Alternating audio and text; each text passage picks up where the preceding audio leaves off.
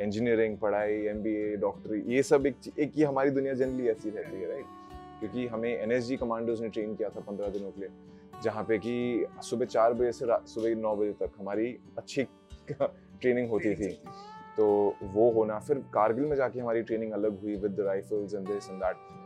अनुराग बासु जी का वो एक तरीके से फोर्टे है कि वो एंथोलॉजी में बहुत अच्छा खेलते हैं with music and characters and life as a genre. So जब ये मुझे अपॉर्चुनिटी आई for an audition, I was like यार ये मैं कैपिटलाइज तो करना चाहूँगा, बिकॉज मैं एक फिल्म इंडस्ट्री बैकग्राउंड से नहीं आता हूँ।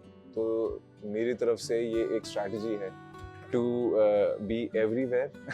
नहीं, ऐसे काफ़ी ऑडिशंस दिए जो नहीं हुए और तब बुरा लगता था कि अरे ये नहीं हुआ, लेकिन जब वो निकले प्रोजेक्ट बाहर तो मैंने कहा थैंक गॉड। नहीं। नमस्कार दर्शकों, आप देख रहे हैं इंडिया न्यूज का डिजिटल प्लेटफॉर्म और आज हमारे साथ एक बहुत ही promising actor Pranay Singh Pachauri.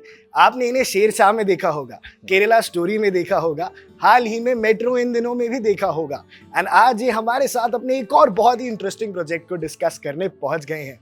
Pranay, very very welcome to Delhi, welcome to the show. Thank you so much for having me. So Pranay, सबसे पहले तो मैं आपकी जर्नी के बारे में जानना चाहूंगा। Where were you born? आप नोएडा से हैं, हम बात कर रहे थे, and you were born in Lucknow. So वहां से मुंबई का सफर कैसा था? हाँ, कभी बार मुझे भी सोच के समझ में नहीं आता। पैदा लखनऊ में हुआ था, brought up in Noida for the longest time. Okay. So your schooling was in Noida? Schooling was in Noida and then Bangalore for about 5 years. For education? For education. Okay. क्या किया आपने? मैं basically अपनी schooling मैंने अपनी सारी Noida and Bangalore में खत्म करी। Okay. वापस when I moved back to Delhi, तब मैं अपनी CA की पढ़ाई शुरू कर रहा था। Okay. तो चार्टर्ड अकाउंटेंट नहीं हुआ, लेकिन दूसरा CA बन गया which is creative artist. So that happened and I think at the age of 23 I made the move to Mumbai. तो अब मुझे 10 साल हो गए हैं मुंबई में, एंड तो एक हिसाब से खिचड़ी ही रही है यार। पूरा मुंबई का एक डेकेड कंप्लीट करा आपने। पूरा मुंबई का एक डेकेड कंप्लीट हो गया है, बिल्कुल। तो पहली सीढ़ी बॉलीवुड की तरफ कब चढ़ी गई? इन व्हाट ईयर और कैसे चढ़ी गई? 2013 में आई गॉट, एक्चुअली 2012 में आई गॉट एन ऑफर कि एक ऑडिशन हो रहा था नोएडा में, और जनरली उस टाइम पे नोएडा में ऑडिशन होना या दिल्ली में ऑडिशन होना समझ में नहीं आता था कि यहाँ क्यों हो रहे हैं ऑडिशंस। हाँ, करेक्ट। क्योंकि इस जगह का एज सच फिल्म जगत से या दुनिया से कोई लेना देना है नहीं उस टाइम तो बिल्कुल भी नहीं था।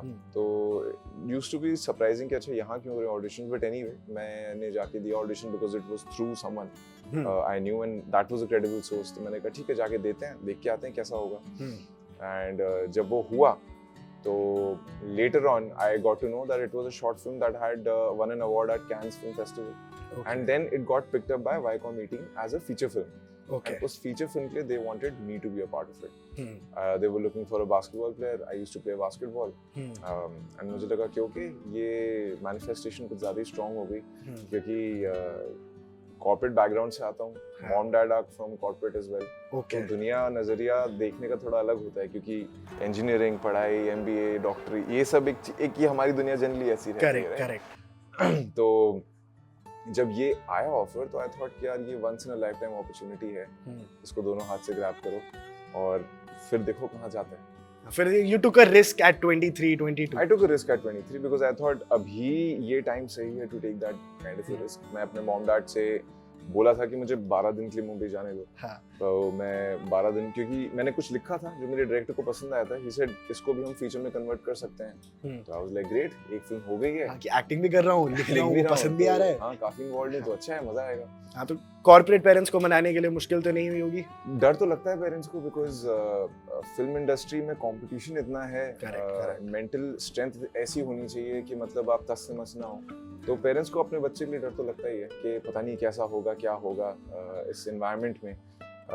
बट समवेयर मुझे कहीं ना कहीं एक ब्लाइंड फेथ, एक भरोसा था, प्लस एक ये था कि ठीक है, I always had a vision as to why मैं इस इंडस्ट्री में जाना चाहता हूँ, कैसा काम करना चाहता हूँ, किन लोगों के साथ काम करना चाहता हूँ। तो that was the vision always. And किन लोगों के साथ काम करना चाहता हूँ आपने जिक्र किया, एंड हर जो भी एक्टर बनता है इंडिया में एक छोटा मोटा सपना होता है किसी का कि धर्मा के साथ काम करना है, and that happened to you in your career quite early, not quite early but still उतना जितना लोग 20-20 साल में नहीं कर पाते। So वो कैसे हुआ था? What was the किस्सा behind शेरशाह? शेरशाह से हम रेफर कर रहे हैं। शेरशाह का राइफलमैन यशपाल शर्मा जी का मैंने कैरेक्टर निभाया है, उनके ऑडिशन दिया था। और जब ऑडिशन दिया it was a Dharma film, we all new, लेकिन एक आर्मी फिल्म करना, वो भी धर्मा के साथ करना, वो भी लेजेंडरी कैप्टन विक्रम बत्रा के ऊपर एक बायोपिक में पार्ट हिस्सा होना, was like कि यार this is a very interesting project to be a part of। हमने 2 महीने कारगिल में बिताए और 2 महीना वहाँ शूट किया, तो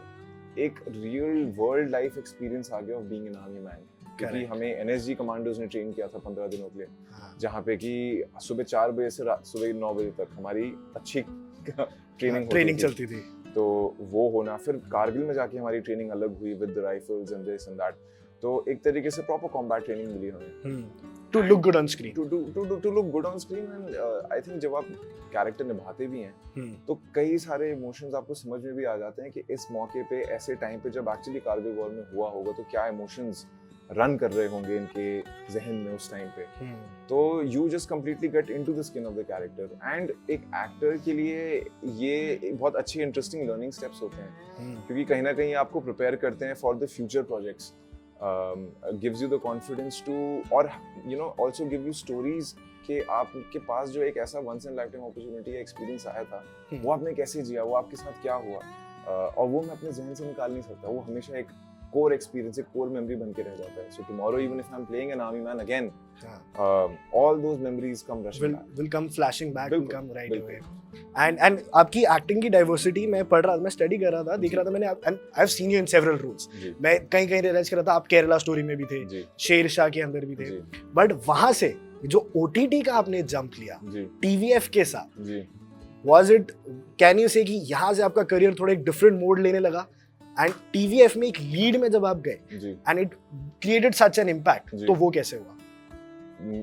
बिकॉज मैं एक फिल्म इंडस्ट्री बैकग्राउंड से नहीं आता हूँ, तो मेरी तरफ से ये एक स्ट्रैटेजी है to be everywhere and to be seen in good stories. Correct. Because मेरे हिसाब से जो चीज़ मेरे हाथ में वो है कि मैं अपना खुद का एक ब्रांड बना पाऊँ, कि मैं ऐसी कहानियों का हिस्सा बन पाऊँ या मैं ऐसे किरदार निभाऊँ। करेक्ट। मुझे मजा आता है पूरे ह्यूमन स्पेक्ट्रम में, ग्रे कैरेक्टर से लेके पॉजिटिव कैरेक्टर से लेके नेगेटिव कैरेक्टर पोर्ट्रे करना, जो मेरे काम में आपको जैसे केरला स्टोरी आपने बोला, या शेरशाह में है, टीवीएफ का जो शो है वेरी पारिवारिक, उसमें मैं बहुत अलग कैरेक्टर निभा, मेट्रो इन दोनों में बहुत अलग कैरेक्टर निभा, बिल्कुल। तो उसमें मुझे मजा आता है, I feel excited, I feel that I am living my dream, यही करने आया था, यही कर रहा हूँ। अब मीडियम अलग हो, भले ही फिल्म हो, ओटीटी हो, लेकिन मुझे लगता है कि जिस हिसाब से मुझे जो कहानियां मिल रही हैं, जिनका पार्ट मिलने का मौका मिल रहा है, that is priceless. I don't think coming from not an industry background and to be getting all of this, I count my blessings and I thank my stars. Yeah, you should, and you're very talented yourself as well. And Metro इन दिनों की आपने बात करी, I absolutely love the film, I saw the film, and उसमें आपका काम भी बहुत सराहनीय था, but एक ऐसा म्यूजिकल मूवी इंडिया में पहली बार ही शायद इस लेवल की सराही गई है, इवन सक्सेस बॉक्स ऑफिस पे मिली, and you had a very crucial role, आपने अनुपम खेर जी के साथ स्क्रीन शेयर किया, so how was that experience like? पहले अनुराग बासु जी से आप कैसे कनेक्ट हुए इस रोल के लिए, उसके बारे में जानना चाहूंगा, and then the experiences of the film. मुझे एक बहुत वेल नोन कास्टिंग डायरेक्टर है कविश सिन्हा, तो उन्होंने मुझे मैसेज किया था कि फिल्म बन रही है, तो मेट्रो इन दिनों से पहले एक और एग्जैक्टली ऐसी ही फिल्म थी जो अनुराग बासु सर ने बनाई थी, which was called life in a metro, which was again a musical. Exactly. तो अनुराग बासु जी का वो एक तरीके से फोर्टे है कि वो एंथोलॉजी में बहुत अच्छा खेलते हैं with music and characters and life as a genre. So जब ये मुझे अपॉर्चुनिटी आई for an audition, I was like यार ये मैं कैपिटलाइज तो करना चाहूंगा, because to work with Anurag Basu is again you know a dream. Exactly. उनसे सीखने को बहुत कुछ मिलेगा, उनके साथ काम करने को बहुत कुछ मतलब इंटरेस्टिंग होगा जो भी होगा। तो ऑडिशन दिया, मैं अपनी दूसरी सीरीज के लिए शूट कर रहा था, उनका कॉल आया सर का कि प्रणय मैं मिलना चाहता हूँ। मैंने कहा ओके, मे बी शायद रीटेस्ट हो या कुछ हो या पता नहीं क्या बात हो।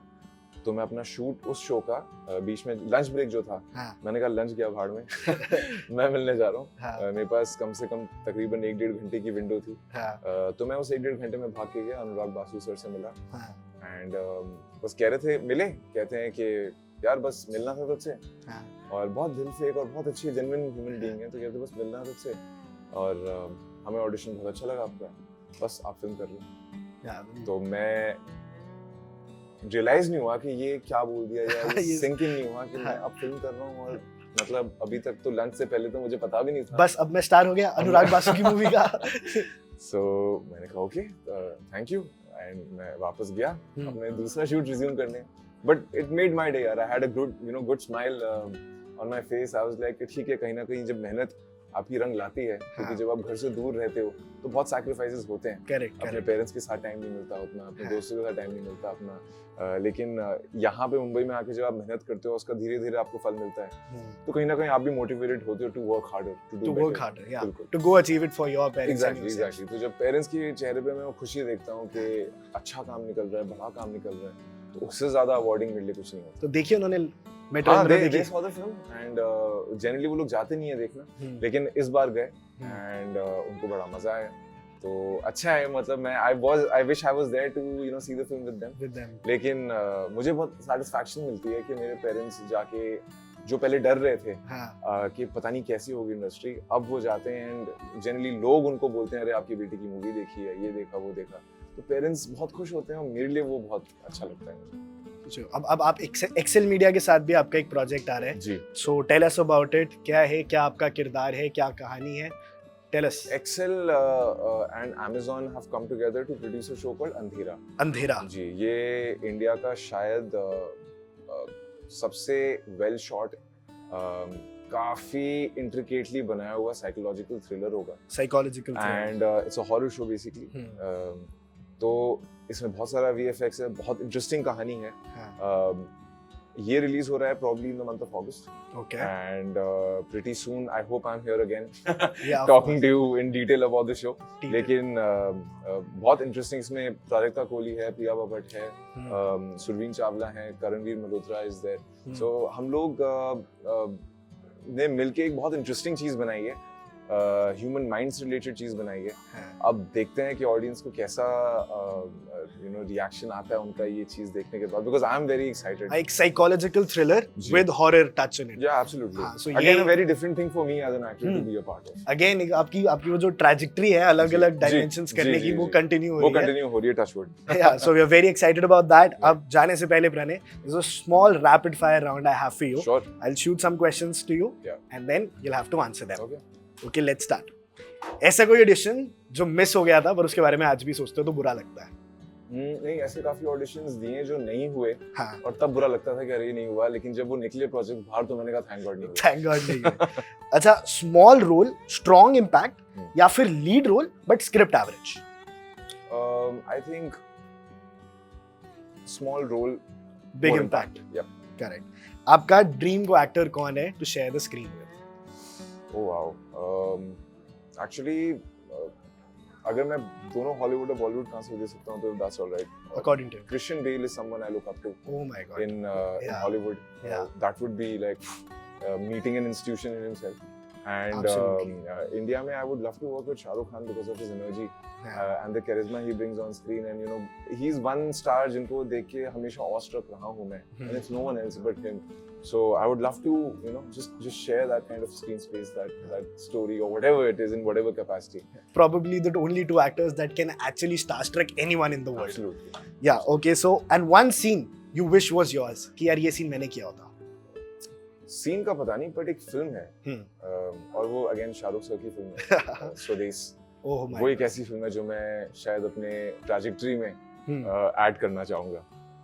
ठीक है, एक लास्ट क्वेश्चन एंड इसके ऊपर थोड़ा सा आप देखना, भी आपकी OTT की सीरीज आ रही है, मूवी अभी हाल ही में आई थी। ठीक है। OTT पे you get a better chance to perform. OTT पे परफॉर्म करना आपको बेटर लगता है या फिर सिनेमा में?